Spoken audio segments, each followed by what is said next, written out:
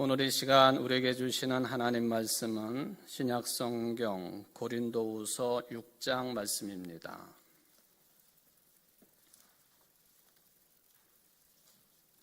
고린도후서 6장 1절부터 10절까지 말씀을 봉독해 드리겠습니다. 우리가 하나님과 함께 일하는 자로서 너희를 권하노니 하나님의 은혜를 헛되이 받지 말라. 이르시되 내가 은혜 베풀 때에 너에게 듣고 구원의 날에 너를 도왔다 하셨으니 보라 지금은 은혜 받을 만한 때요 보라 지금은 구원의 날이로다. 우리가 이 직분이 비방을 받지 않게 하려고 무엇이든지 아무에게도 거리끼지 않게 하고 오직 모든 일에 하나님의 일꾼으로 자천하여 많이 견디는 것과 환난과 궁핍과 고난과 매맞음과 갇힘과 난동과 수고로움과 자지 못함과 먹지 못함 가운데서도 깨끗함과 지식과 오래 참음과 자비함과 성령의 감화와 거짓이 없는 사랑과 진리의 말씀과 하나님의 능력으로 의의 무기를 좌우에 가지고 영광과 욕됨으로 그러했으며 악한 이름과 아름다운 이름으로 그러했느니라. 우리는 속이는 자 같으나 참되고 무명한 자 같으나 유명한 자요 죽은 자 같으나 보라 우리가 살아있고 징계를 받는 자 같으나 죽임을 당하지 아니하고 근심하는 자 같으나 항상 기뻐하고 가난한 자 같으나 많은 사람을 부요하게 하고 아무것도 없는 자 같으나 모든 것을 가진 자로다. 아멘. 이는 하나님의 말씀입니다. 하나님께 감사합니다. 오늘은 맥주감사 주일입니다. 올해 상반기 생활하는 동안에 하나님께서 우리에게 베풀어 주신 사랑과 은혜에 감사하며 드리는 예배입니다. 비록 우리들이 코로나19 때문에 비정상적인 예배를 작년 3월 첫째 주일부터 드렸기 때문에 1년 3개월을 힘들고 어렵게 보내고 있지만 그럼에도 불구하고 감사의 예배로 모인 여러분 모두에게 오늘 예배를 통해서 특별히 들려지는 말씀을 통해서 하반기에도 감사의 조건들이 넘쳐나시기를 주의 이름으로 간절히 축원을 드립니다. 맥주절은 이스라엘 사람들이 지키는 3대 절기 가운데 하나입니다. 유월절을 지키고 또 맥주절을 지키고 또 초막절을 지키는데 그 중에 밀이나 보리를 추수한 후에 하나님께 첫 열매를 드리면서 지키는 감사절기가 맥주 감사주일입니다. 이 날을 다른 용어로는 칠칠절이라고 부르기도 하고 또 신약 성경으로 넘어가 보면 그 유명한 오순절이라고도 부르기도 합니다. 왜 그렇게 불려지는가는 다 이유가 있겠습니다. 양력으로 보면 보통 5월에서 6월경에 해당이 되는데 봄철이 끝나는 시점이 되겠습니다. 우리 한국의 교회들이 7월 첫째 주일을 맥주감사주일로 지키는 근거가 이렇게 성경을 통해서 또 시기적으로 맞는 이야기다 평가가 되어집니다. 오늘 우리는 이렇게 중요한 절기 예배를 드리는 것뿐만 아니라 오늘부터 우리 교회 학교 여름 성경학교가 이제 진행을 하고 있습니다. 자라나는 미래 세대들을 바라보면서 저들도 하나님 안에서 풍성한 알곡으로 추수되기를 바라는 이 믿음과 희망도 우리에게 충만하기를 바랍니다. 특히 수고하시는 교사들에게 하나님의 능력과 지혜와 사랑이 충만하게 임하기를 간절히 바라겠습니다. 7월 첫째 주일을 이렇게 지나면서 그냥 편하게는 그나저나 세월이 참 쏜살같이 빠르게 지나간다고 하는 것을 다시 한번 확인을 합니다. 코로나19이지만은 아이들 동요 가사처럼 시계는 아침부터 저녁까지 쉬지 않고 똑딱똑딱 소리를 내면서 지나갑니다. 멈추지 않습니다. 우리의 상황이 좋던지 우리의 상황이 나쁘던지 상관없이 시간은 흘러갑니다. 지나가는 세월인지 흘러가는 시간인지 어떤 표현이 맞는지는 모르겠습니다만은 이 같은 시간은 흘러갑니다. 4세기경에 아주 유명한 교부요 또 신학자라고 부를 수 있는 어거스틴이 있습니다만은 이 어거스틴이 남겨놓은 수많은 어록들이 있지만 특별히 시간과 관련되어서 어거스틴은 시간 개념에 대해 아주 탁월한 이해를 남겨놓은 신학자로 유명합니다.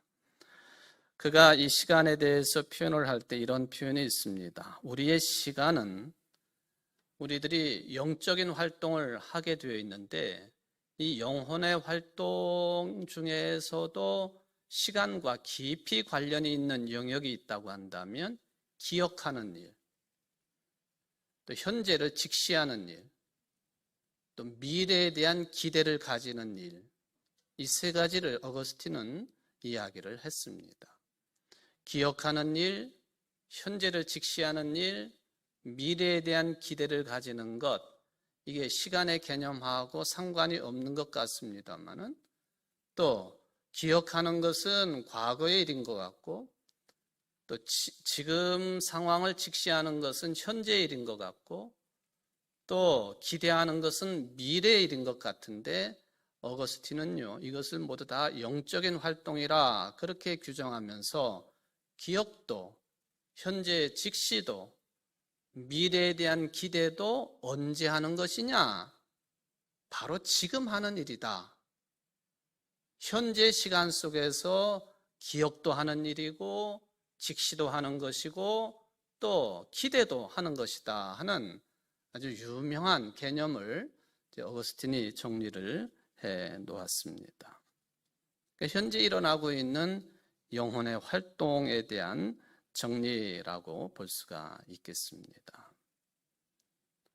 그러므로 우리 인간들은 살아가고 있는데 어느 시간을 살아가고 있느냐 하면은 늘 지금이라고 하는 시간, 현재라고 하는 시점을 살아가고 있는 존재가 영적인 활동을 하고 있는 인간이라고 하는 해석을 어거스틴이 내려놓았습니다. 그래서 그는 말하기를 과거에 대한 생각을 안 할 수는 없겠습니다만 과거에 매일 필요가 없다 했습니다. 과거가 자랑할 수도 있겠고 또 억울한 측면도 있겠지만은 과거는 지나간 그림자에 불과하다. 또 오늘의 열정을 미래로 미루는 것도 유익하지 않다고 했습니다. 미래에 대해서 막연한 기대를 한다든지 또 낭만적인 낙관론을 가지는 것보다는 오늘을, 이 시간을, 현재를 치열하게 살아내는 것이 훨씬 더 중요하다고 어거스틴은 이야기를 했습니다. 바로 주님을 신뢰하면서 오늘을 행복하게 사는 것이 중요하다. 왜? 우리가 사는 그 시간이 바로 오늘이기 때문에, 현재 시간이기 때문에 그렇다 하는 것이죠. 근데 사실은 지금 이 시간, 이 현재라고 하는 것도요, 의식하는 순간에 이미 지나가 버려요. 그게 시간의 개념이에요, 여러분들. 제가 지금 말을 했지만 이미 지나간 시간. 그게 우리가 가지는 시간의 개념이고 한계입니다. 그래서 어떤 사람은 말하기를 엄밀한 의미에서는 우리가 지금 현재를 살아간다고 말은 하지만 현재를, 지금을 살아가는 것이 아니라 미래에서 과거로 지나가고 있다. 그렇게 표현을 합니다. 미래에서 과거로 지나가고 있다. 좀 어렵기는 하지만 시간의 개념으로 볼 때 그렇다 하는 것이죠. 그리스말 가운데 시간을 나타내는 두 단어가 유명합니다. 하나는 크로노스고 하나는 카이로스입니다. 크로노스, 이게 몇 년, 몇 월, 며칠, 또 흘러가는 시간, 이 수평적인 모습으로 흘러가는 시간 개념이 크로노스라고 한다면, 카이로스라고 하는 개념은 성경에서 주로 사용을 합니다만은 하나님이 정해놓으신 때, 그때 일어나는 일, 히브리인들이 주로 사용하는 용어가 되겠습니다만 어떤 사건이 일어나는 때나 기회를 나타내는 것이고, 그리고 창조주이신 하나님과 관련된 시간, 그 때를 이야기할 때 주로 카이로스라고 하는 단어를 이제 사용을 합니다. 전도서 3장 1절 이하에 보면 이 시간대에 관한 말씀을 집중적으로 하고 계시죠. 천하에 범사에 기한이 있고 모든 목적이 이룰 때가 있나니, 날 때가 있고 죽을 때도 있고, 심을 때가 있고 심은 것을 뽑을 때가 있고, 울 때가 있고 웃을 때가 있으며, 슬퍼할 때가 있고 춤출 때가 있으며, 사랑할 때가 있고 미워할 때가 있으며, 전쟁할 때가 있고 평화할 때가 있느니라. 하나님이 모든 것을 지으시되 때를 따라 모든 것을 아름답게 하셨고, 또 사람에게는 영원을 사모하는 마음을 주셨느니라. 그러나 하나님의 하시는 일의 시종을 사람으로 측량할 수 없게 하셨도다. 천하에 범사에 기한이 있다. 모든 목적이 이룰 때가 있다 하는 것이죠. 하나님의 섭리의 신비가, 그러니까 우리 실제적인 삶을 살아가고 있는 여러분들의 모든 시간들 그 뒤에 하나님의 손길이 배후로 움직이고 계시다라고 하는 하나님의 섭리의 손길을 느낄 수 있는 소중한 말씀이 전도서 3장의 말씀이 되겠습니다. 신약 성경도 마찬가지입니다. 때에 대해서, 카이로스에 대해서 말씀을 하는데, 우리 인간사에서 일어나고 있는 이 모든 기회나 사건들 하나하나에 특별한 의미들이 포함되어 있다고 하는 개념입니다. 예를 들면 마가복음 1장 14절 15절을 보면은 세례자 요한이 잡힌 뒤에 예수님께서 갈릴리에 오십니다. 그리고는 하나님의 복음을 선포하시고 이르시되 뭐라고 그랬느냐 하면은 때가 찼고 하나님의 나라가 가까이 왔으니 회개하고 복음을 믿으라. 때가 찼다. 전 인류를 향하신 복음의 선포의 시기가 왔다는 것이죠. 하나님의 구원 역사를 결정적으로 시작할 중요한 시점, 그때가 왔다. 예수님이 하신 말씀입니다. 요한복음 2장에 가보면은 가나의 혼인잔치 자리에 있었던 일입니다. 잔치 자리가 일주일 동안 진행되는데 포도주가 중간에 떨어져 버렸어요. 예수님의 어머니 마리아가 종들에게 명령을 해서 예수님에게 가면은 이 문제가 해결된다고 이야기를 합니다. 그리고 종들에게 준비를 시킵니다. 그리고는 아들에게 포도주가 떨어졌다. 예수님이 말씀하시길 아직 내 때가 아닙니다. 그때도 사용된 용어가 카이로스예요. 하나님의 뜻을 실행하고 성취시키는 결정적인 때, 아직 오지 않았습니다. 그런데도 어머니 마리아는 종들에게 계속 일을 시켜요. 결국에는 6항아리에 물을 가득 채웠는데 그 물이 포도주로 변해서 이전에 마시던 포도주보다 훨씬 더 품질이 좋은 포도주가 탄생을 했다. 가나의 혼인잔치의 기적 이야기입니다. 요한복음 4장에 보면은 수가성의 여인과 예수님이 우물가에서 대화를 나누시는데, 아버지께 참으로 예배하는 자들은 신령과 진정으로 예배할 때가 오나니 곧 이때라. 똑같은 단어가 사용이 됩니다. 내가 진실로 진실로 너에게 이르노니 내 말을 듣고 또 나 보내신 이를 믿는 자는 영생을 얻었고 심판에 이르지 아니하나니 사망에서 생명으로 옮겼느니라. 진실로 진실로 너에게 이르노니 죽은 자들이 하나님의 음성을 들을 때가 오나니 곧 이때라. 듣는 자는 살아나리라. 다 카이로스라고 하는 히라버지만 이 히브리인들의 시간 개념을 잘 드러내고 있는 단어가 사용이 됩니다. 그러므로 우리가 신앙생활을 하면서 또 교회 생활을 하면서 잘 확인을 해야 될 내용이 있습니다.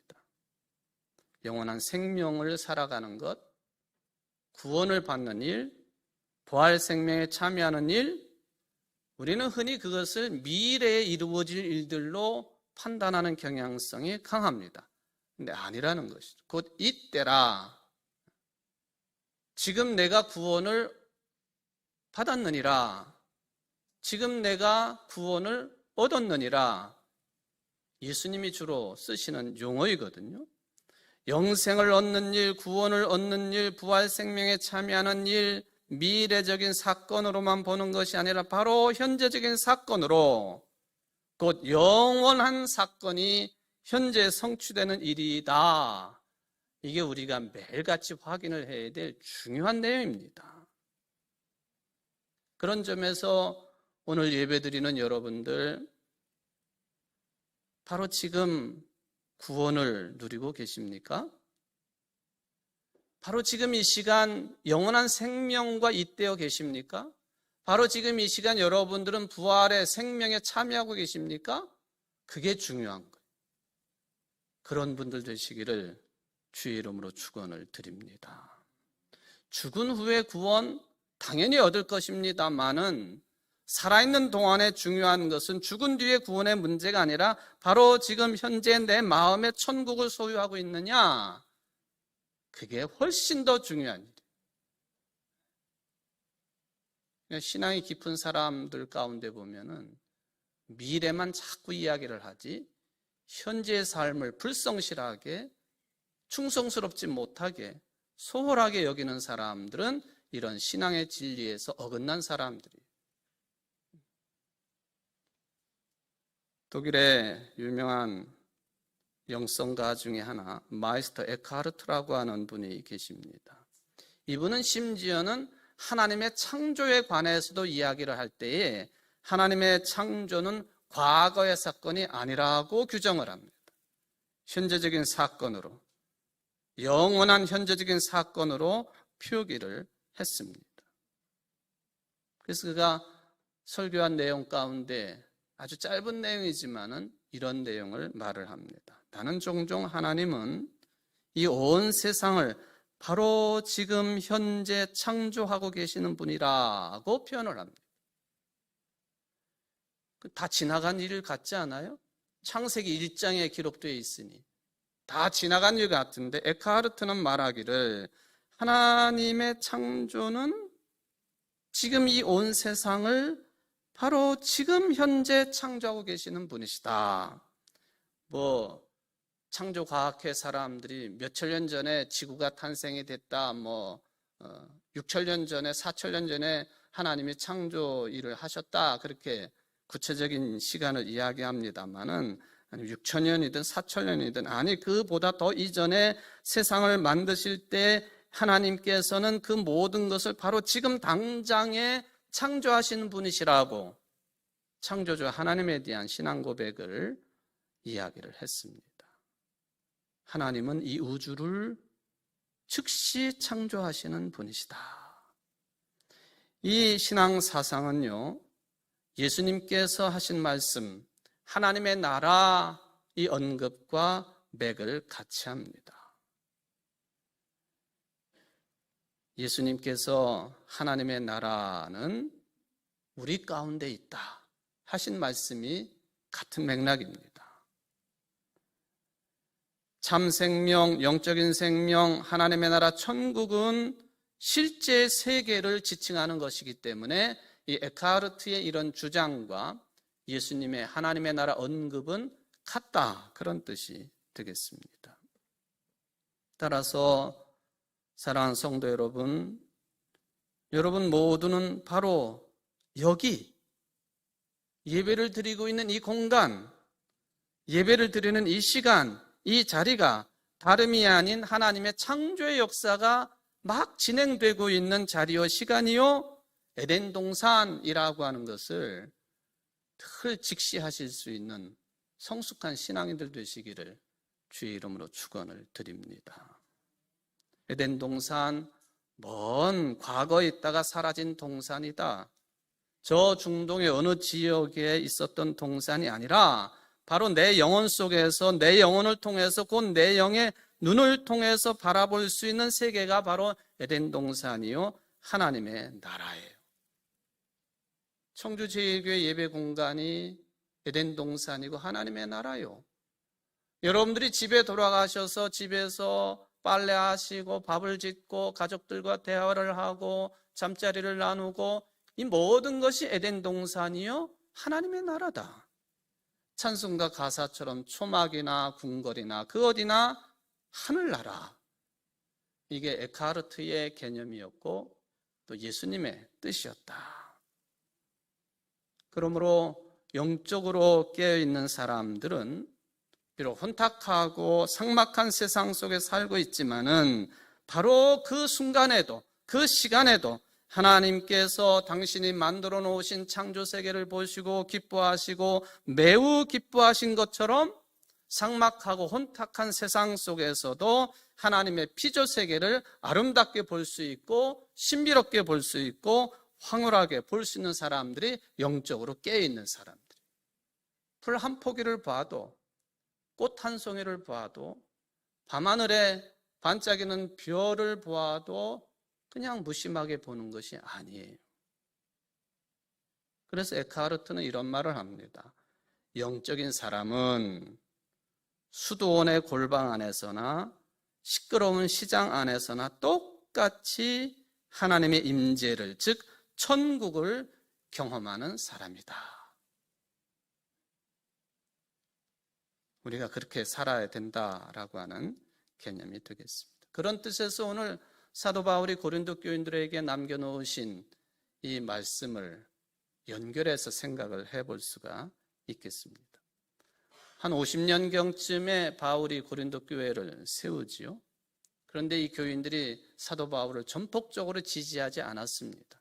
특별히 사도권에 대해 도전을 했습니다. 당신이 무슨 예수님과 함께 처음부터 공생애를 지낸 사람이요? 그러니까 사도가 아니요. 이런 주장들이 강했었습니다. 이런 어려운 상황에서 바울은 안타까운 심정으로 고린도 교인들에게 편지를 쓴 것이죠. 바울의 최대 관심은 무엇이었느냐 하면은 그런 수많은 문제들을 끌어안고 있는 고린도 교회 성도들에게 복음의 핵심적인 가치가 무엇인지를 전하는 거였어요. 복음의 에키스가 뭐냐 하는 거죠. 가장 중요한 결정적인 내용이 뭐냐 하는 것을 전하게 되었습니다.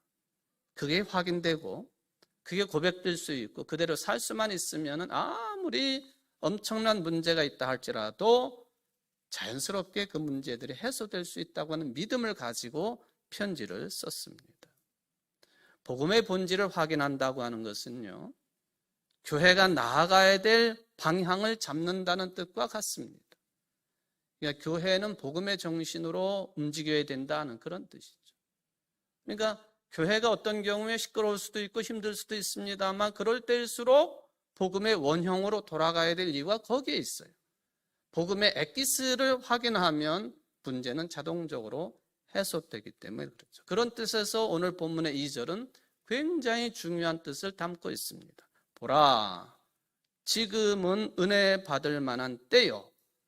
보라, 지금은 구원의 날이로다. 우리 같이 한번 해볼까요? 보라, 지금은 은혜 받을 만한 때요. 보라, 지금은 구원의 날이로다. 여기 보면 아주 중요한 단어 두 개가 등장하는데 은혜와 구원이라고 하는 단어입니다. 이 두 단어가 복음의 본질을 명확하게 가리킵니다. 복음이라고 하는 것은 능력인데 어떤 능력이냐? 복음의 능력은 은혜를 은혜답게 하는 능력이요. 복음의 능력은 구원을 구원답게 경험하게 하는 능력이다. 그런 뜻입니다. 이게 복음의 핵심이에요. 그래서 오늘 10절까지 본문입니다만은 이 2절의 내용이 그 중에서도 핵심이 되겠습니다. 바울은 이 은혜와 구원에 대한 언급을 하기 전에 그와 깊이 관련이 되어 있는 구약의 이사야 선지자의 말씀 49장 8절 말씀을 먼저 인용을 했습니다. 여호와께서 이같이 이르시되 은혜의 때에 내가 내게 응답하였고 구원의 날에 내가 너를 도왔도다. 오늘 이제 본문에 나오는 이사야 선지자의 인용글입니다만은 이사야 49장 8절이 그런 내용이에요. 내가 은혜 베풀 때 너에게 듣고 구원의 날에 너를 도왔다. 바울은 이사야 선지자의 이 말씀을 토시만 바꿔가지고 인용을 한 것이죠. 이사야 선지자의 말씀에 따르면요, 하나님의 은혜라고 하는 것은 뭐냐 하면은 하나님에게 받아들여진 상태가 은혜입니다. 아버지가 탕자를 받아들이는 것처럼 하나님에게 우리가 받아들여지는 게 은혜예요. 받아들여진다라고 하는 것은 또 다르게 어떤 뜻이냐 하면은 하나님께서 우리에게 귀를 기울이신다라는 뜻이 있습니다. 여러분, 하나님께서 여러분의 모든 것에 귀를 기울이고 계시다고 하는 것을 늘 체험하고 계신가요? 하나님은 그런 분이십니다. 곧 응답하시는 분이시라 하는 것이죠. 또한 구원의 날은 하나님이 우리를 도우시는 날입니다. 하나님이 도우실 때만 구원 사건이 가능하기 때문에 그렇죠. 그런데 참 불행스럽게도 하나님이 우리를 돕는다고 하는 것이 아무에게나 그게 알려지거나 경험되지 않는다는 게 문제예요. 왜 그러냐? 이유가 두 가지인데, 하나는 하나님의 도우심이 필요 없다고 생각하는 게 인간들의 생각이거든요. 특히 현대인들이 더욱 그렇습니다. 발전이 된 과학과 물질 문명 속에서 하나님 도움 없이 살 수 있다고 생각하지요. 또 하나는 하나님의 도우심의 차원을 너무 세속적으로만 해석을 하고 받아들인다고 하는 거예요. 병들면 병이 낫고 사업이 망하면 사업을 일으켜 주시고 자식들도 다 잘되게 하시는 하나님, 뭐 다 좋은 이야기죠. 인지상정이지요. 그런데 그런 것만이 하나님의 도우심이라고 하는 해석은요, 말씀의 근본에서 어긋난 거예요. 만약에 우리가 이런 차원에서만 하나님의 도우심을 생각한다면 언제라도 낙심할 수밖에 없어요. 인생의 크고 작은 문제가 해결된다고 해가지고 우리의 삶 전반이 자체가 달라질 게 없어요. 여전히 불안하고 허무하고 외롭습니다. 하나님의 도우심의 차원이 전혀 달라요. 하나님의 은혜와 구원은 세상살이에 당하는 어려움만을 극복하는 것을 넘어서서 우리에게 이루어지는 거예요. 만약에 우리 인간들이 가지고 있는 세세한 어려움들을 극복하는 것만이 하나님의 도우심이라고 한다면 사도 바울은 철저하게 실패한 사람이에요. 그는 예수 믿고 난 다음부터 너무 힘든 삶을 살았습니다. 죽을 때에 돌 기둥에 목이 걸쳐지고 도끼나 칼, 낫으로 그 목이 쳐지는 참수형을 당한 사람입니다. 인생이 풀리지 않았습니다. 어찌 보면 세상의 눈으로 보면은 바울이 하나님의 도우심 가운데 있다고 볼 구석이 하나도 없었어요. 보면은 오늘 본문에도 보면은 환난이나 궁핍이나 고난이나 매맞음이나 갇힘이나 난동이나 수고로움, 자지 못하는 것, 먹지 못함이 그것이죠. 그런데 사도 바울은 무엇 때문에, 무엇을 근거로 하나님이 자신에게 귀를 기울이시고 자신을 도우신다고 했을까요?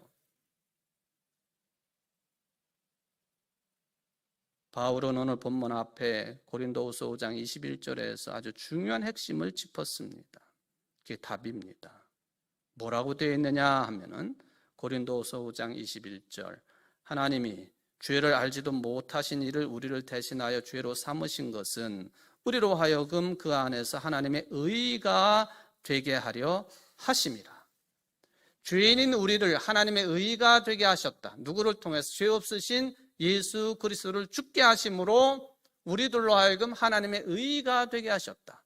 나는 이렇게 굶고 자지 못하고 난동 가운데 있고 매맞고 갇히고 수고를 하고 환난과 궁핍과 고난 가운데 있지만 예수님을 보내셔서 그분의 죽으심이 나로 하여금 하나님의 의가 되게 하셨다.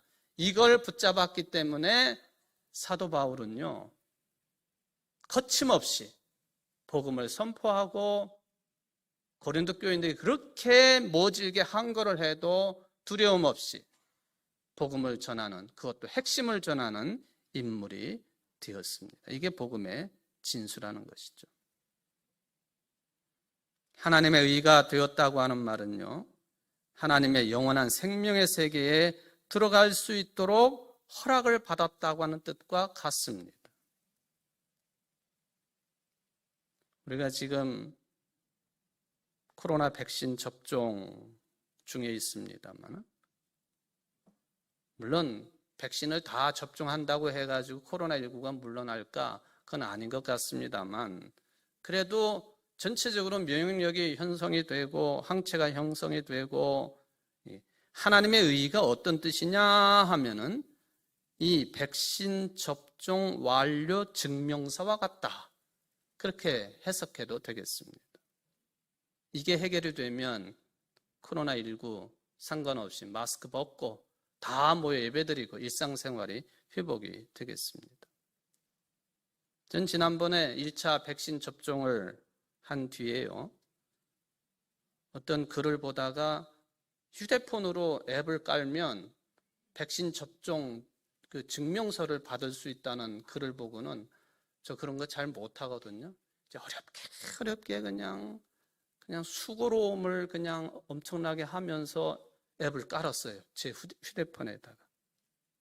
질병관리청에서 발급하는 코로나19 예방접종 증명서. 국가가 발급하는 증명서를 제가 받았다는 거예요. 제가 보여드려야 되는데 잊어버리고 있었네. 휴대폰 첫 화면에 아주 자랑스럽게 그걸 깔아놨습니다.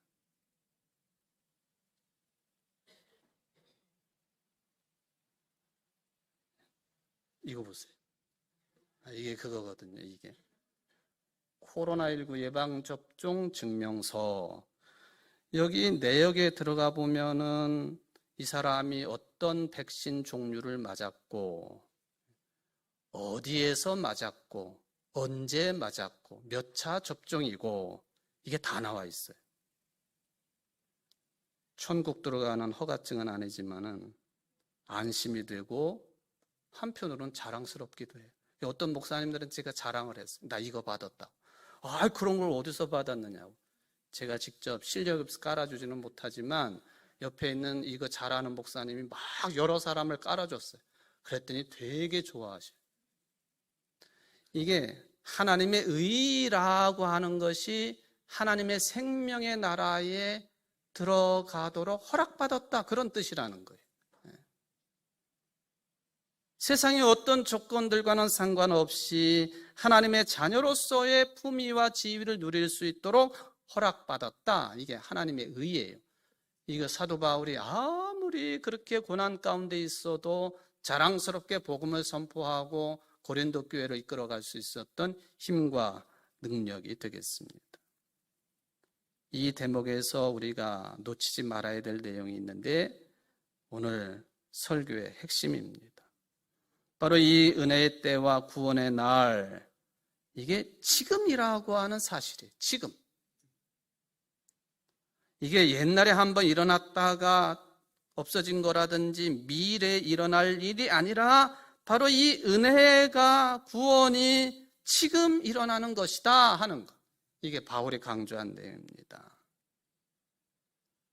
지금 여기에서 이 시간 이 자리에서 은혜와 구원을, 즉 하나님의 나라를, 하나님의 의를 체험할 수 있다. 그러기에 바울은 이게 중요하기 때문에 Behold now, 여기 보라 지금은 은혜의 때요, 보라 지금은 구원의 날이로다 하고 두 번에 걸쳐서 강조를 합니다. 여러분, 지금 2021년 7월 4일 12시 4분인데 지금이 은혜의 때고 지금이 구원의 날이다. 이 자리가 은혜의 자리고 구원의 자리다. 그런 개념이에요. 우리가 시간에 대한 개념을 좀 바꿀 필요가 있는 것이죠. 그래서 그 바울의 영혼이 얼마나 풍요로워졌는지 8절로 10절까지 보면 자세하게 나오잖아요. 그 중에 10절만 읽어보면요, 이 은혜의 때 구원의 날을 충만하게 가지고 있기 때문에 근심하는 자 같으나 항상 기뻐하고 가난한 자 같으나 많은 사람을 부유하게 하고 아무것도 없는 자 같으나 모든 것을 가진 자로다. 이거예요, 이거. 여러분 모두가 이런 분들 되시기를 간절히 바랍니다. 제가 부목사 시절에 우리 교회 묘지를 자주 갔었죠. 장례식, 끄트머리, 하관식 때문에 지금은 뭐 교회 묘지로 가시는 분들이 별로 없으셔서 갈 기회가 별로 없어요. 거기 가보면은 맨 그 위에 구대 목사님이신 구현직 목사님 묘가 있어요. 그 위쪽으로는 누구도 묘를 안 써요. 그만큼 구 목사님의 역할이 크셨다, 그런 의미가 되겠죠. 그 밑으로 장로님들, 권사님들, 집사님들, 또 성도들 묘가 이렇게 쫙 펼쳐져 있죠. 이때 부목사 시절에 하관식을 가면 어떤 장로님 한 분이 늘 그런 말씀을 하셨어요. 아이, 구목사님 여기서 당회하시죠? 우리 재직회 해도 되겠습니다. 뭐 그런 말씀을 하셨어요. 그럼 모두 다 가신 분들이 그렇다고 웃기도 했던 그런 기억이 있습니다. 하나님 나라에 무슨 당회가 있고 재직회가 있겠어요? 그건 아니죠. 그렇게 말씀하시면서 교회 생활을 추억하는 것입니다. 근데 우리가 죽어서 무엇을 이루든지 그건 하나님께서만 하실 일이에요. 죽어서까지 무슨 일을 한다 걱정할 필요 없고 예단할 필요가 없는 거예요. 만약에 우리가 죽을 날짜를 잡아놓고 미리 알면 생활을 한다면 그것처럼 저주스러운 게 없어요. 내가 몇 년, 몇 월, 며칠, 몇 시에 죽는다. 그건 저주입니다. 저주. 우리 죽음 뒤의 일은 하나님이 하시는 거예요. 제가 그 장로님의 그런 이야기를 지금 수십 년 뒤에도 기억을 하면서 그렇지. 지금 교회 생활에서 최선을 다해야지 죽어서 당회하고 재직회에 무슨 소용이 있겠어요?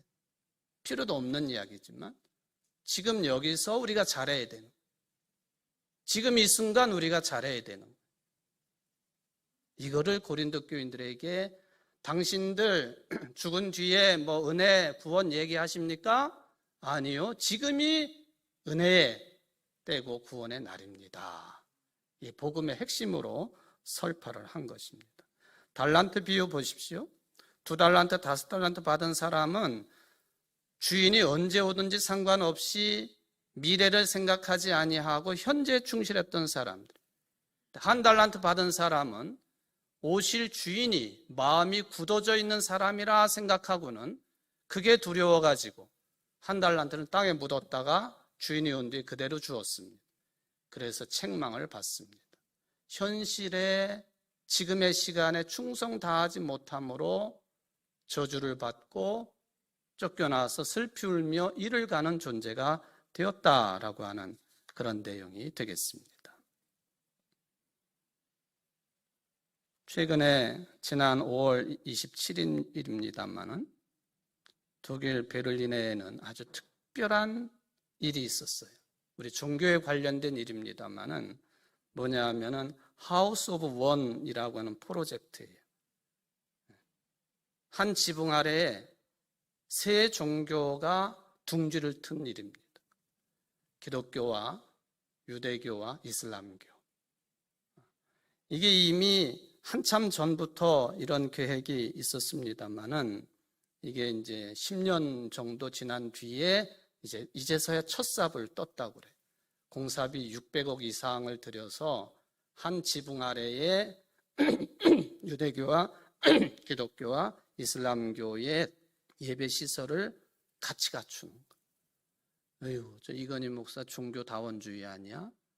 저게 무슨 싱크레티즘을 주장하나 그렇게 생각하지 마시고, 제가 말씀드리고 싶은 것은 무슬림이나 유대인이나 기독교인이나 죽어서 천당 가는 것 소중한 일입니다마는 현재의 삶을 평화롭게 사는 거예요. 그게 훨씬 중요한 일입니다. 지금 오늘을 사랑하며 오늘을 평화롭게 사는 것, 이 우리나라의 일은 아니지만은 독일은 이런 일도 있었구나 하는 그런 생각을 하게 되었다는 것입니다. 예수님이 말씀하십니다. 진실로 진실로 너희에게 이르노니 죽은 자들이 하나님의 아들의 음성을 들을 때가 오나니 곧 이때라. 듣는 자는 살아나리라. 또 말씀하십니다. 아버지께 참으로 예배하는 자들은 신령과 진정으로 예배할 때가 오나니 곧 이때라. 곧 이때라. 데살로니가 교인들이 주님께 칭찬을 받습니다. 믿음의 역사와 사랑의 수고와 소망의 인내에 대한 칭찬이었습니다. 그런데 3분의 2는 지금 여기에서의 신앙의 삶입니다. 믿음의 역사, 사랑의 수고 지금 하는 거예요. 지금. 건강할 때, 다리 튼튼할 때, 생각 온전할 때 지금 하는 게 믿음의 역사이고 사랑의 수고입니다. 지금 이때라. 그런 신앙적인 삶을 오늘 맥주감사주의를 맞아서 잘 다짐하고 살 수 있는 여러분들 되시기를 주의 이름으로 축원을 드립니다. 사랑의 하나님 아버지, 감사를 드립니다.